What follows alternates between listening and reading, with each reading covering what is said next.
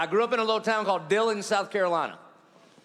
Yeah, nobody's heard of it, right. It's kind of the Redneck Riviera, all right? It's the land of the mullet, the wide-tire Camaro, the double-wide trailer, the moon pie, that kind of stuff.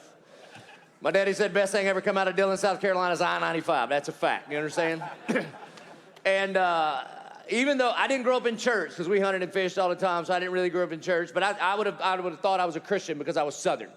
And I believed in Jesus like I believed in the Second Amendment and SEC football. You understand? It was NASCAR. And so, then I got in a little trouble in high school and found myself at this little fundamentalist Baptist camp.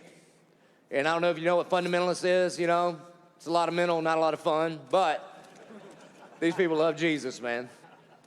And they reenacted the crucifixion of Christ. And for the first time in my life, as a high school kid, it dawned on me that Jesus, the real Jesus, died on a real cross for the real me. And when he says it is finished, somehow that counted for me. And we were Baptists, so we were under contract to sing Just As I Am about 17 times. Remember that one? And on about the 19th verse of that thing, I walked down, asked Jesus into my heart, and he came in, and that's when I became a Christian.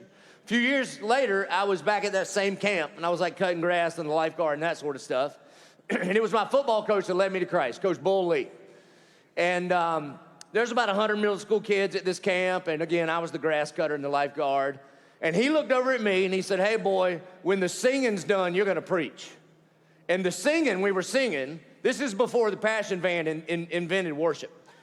We used to sing this thing called I Am a C on an overhead projector. Any old heads know I'm a C? I'm a CH? I'm a CHRSTIN? Right. Well, I'm from Dillon, so I was in the 11th grade before I realized we were spelling Christian.